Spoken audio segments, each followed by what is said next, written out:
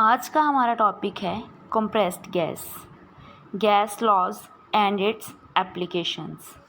सबसे पहले हम कंप्रेस्ड गैस के बारे में पढ़ेंगे कि कंप्रेस्ड गैस क्या होती है। जैसे कंप्रेस्ड गैस के नाम से ही पता चलता है कि कंप्रेस्ड गैस जिसे कंप्रेस्ड किया जाता हो। Compressed gas is a substance that is a gas at normal room temperature and pressure is contained under pressure। कहते हैं कंप्रेस्ड गैस वो होती है जो normal room temperature and pressure में अंडर प्रेशर होती है, यूजुअली इन अ सिलेंडर।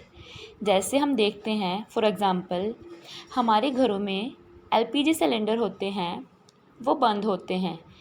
उसका मीनिंग क्या है कि वो गैस अंडर प्रेशर रखी हुई होती है। Some compressed gases are stabilized in the cylinder by dissolving the gas in a liquid or solid matter। जो कुछ compressed gases होती हैं वो सिलेंडर में गैस और लिक्विड को डिज़ोल्व करके बनी होती हैं। Compressed gases can be toxic, flammable, oxidising, corrosive और इनर्ट। कंप्रेस्ड गैसेस टॉक्सिक भी होती हैं, फ्लामेबल भी होती हैं, ऑक्सीडाइजिंग, कोरोसिव और इनर्ट गैसेस होती हैं। In the event of a leak, inert gas can quickly displace air in a large area creating an oxygen deficient atmosphere and flammable. अगर हमारी गैस लीक कर जाती है तो वो एयर में बहुत जल्दी अपना एरिया फैला देती है, मतलब कि एयर के साथ मिक्स होके क्या करती है, वो ऑक्सीजन की डेफिशिएंट होने लगती है, मतलब कि ऑक्सीजन की कमी होने लगती है और ये आग भी जल्दी पकड़ लेती हैं। और रिएक्टिव गैसेस होती हैं, can result in free and exploding cylinder, can result in fire and exploding cylinder. आग भी लग सकती है, इससे सिलेंडर भी फट सकता है अगर हमारी गैस लीक करती हो। जैसे हम कई बार देखते हैं, जैसे हमारा प्रेशर कुकर होता है, जब हम उस पर मान लो हमने प्रेशर कुकर में वाटर बॉईल करने के लिए रखा है, जब वो वाटर बॉईल हो ही जा रहा है, जब उसकी लिमिट होती है, अगर उस लिमिट से ज़्यादा हम उसे बॉईल करी जाएं तो वो एक टाइम पे आके फट जाएगा। ऐसे इंसिडेंट्स होते भी हैं, तो हमारा जो प्रेशर कुकर होता है वो फट जाता है।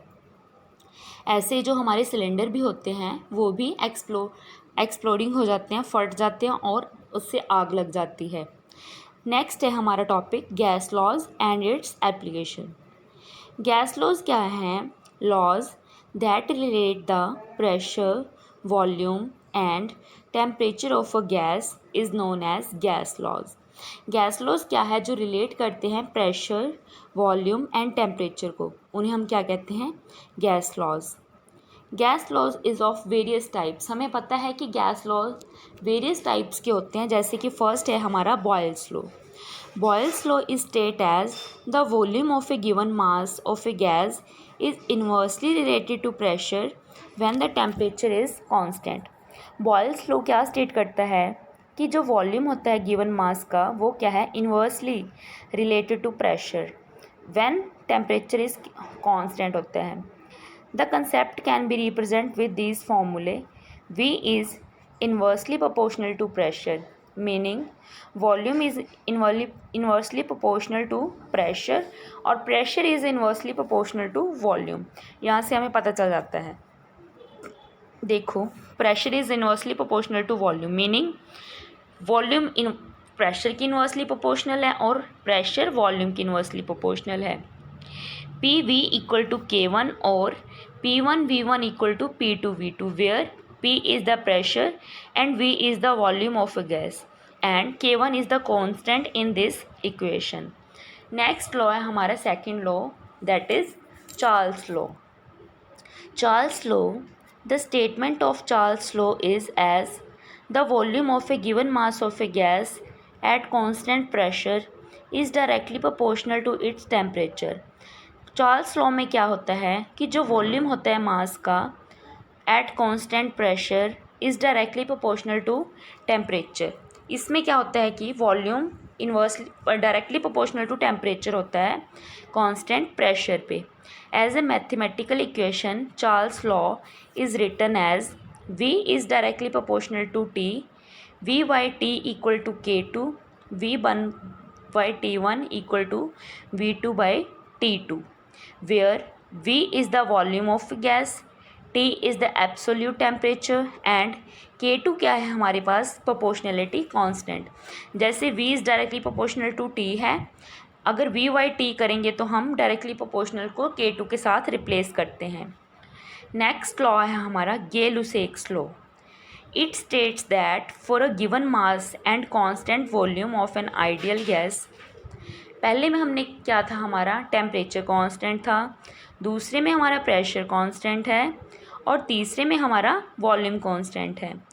The pressure exerted on the sides of its container is directly proportional to its absolute temperature. इसमें क्या है, P is directly proportional to T, pressure is directly proportional to T, इसमें क्या है हमारा कांस्टेंट, वॉल्यूम। इसमें भी हम डायरेक्ट प्रोपोर्शनलिटी कांस्टेंट को K1 से रिप्लेस किया है, where P is the pressure, T is the absolute temperature and K is another proportionality constant. Next है हमारा Avogadro's law. Avogadro's law states that the volume occupied by an ideal gas directly proportional to the number of molecules of the gas present in the container। Avogadro's law क्या state करता है कि जैसे volume occupy किया है किसी gas ने, उसमें कितने नंबर ऑफ मॉलिक्यूल्स प्रेजेंट है कंटेनर में। This gives rise to molar volume of gas which at STP is about 22.4 litre. Standard temperature and pressure में जो मोलर वॉल्यूम होता है गैस का वो कितना होता है, 22.4 litre. The relation is given by V1 by N1 equal to V2 by N2 where N is the number of moles. ये हो गए हमारे 4 गैस लॉज। देख, जैसे फर्स्ट था हमारा बॉयल्स लॉ, जिसमें क्या था, टेम्परेचर कांस्टेंट था। सेकंड था हमारा चार्ल्स लॉ, इसमें क्या था, हमारा प्रेशर कांस्टेंट था। थर्ड था हमारा गे-लुसेक्स लॉ, इसमें हमारा वॉल्यूम कांस्टेंट था।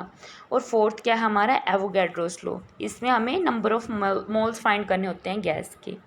अब हमें गैस लॉज की एप्लीकेशन पढ़ेंगे। The ideal gas law can be used in stoichiometric problems in which chemical reactions involve gases.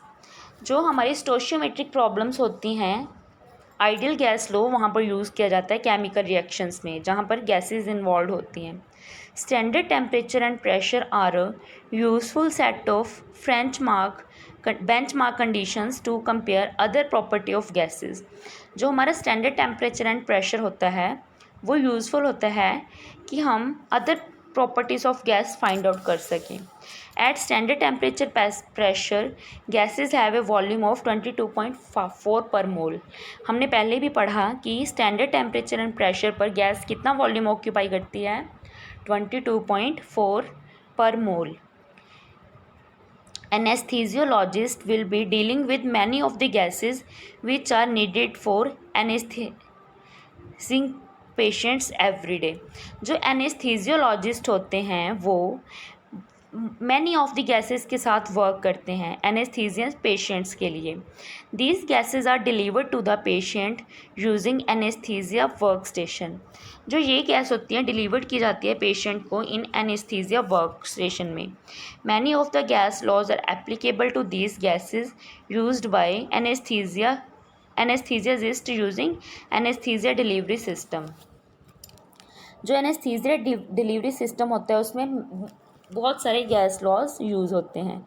Next है हमारा बॉयल्स लॉ। जो बॉयल्स लॉ है वो कहाँ यूज़ होता है, use to describe the effect of altitude on gases in closed cavities within the body and to calculate the total intrathoracic gas volume by वोडियम plethysmography. जैसे Boyle's law होता है वो क्लोज्ड कैविटी में use किया जाता है, उसके ऑल्टीट्यूड उस पर क्या इफ़ेक्ट पड़ता है ऑल्टीट्यूड में।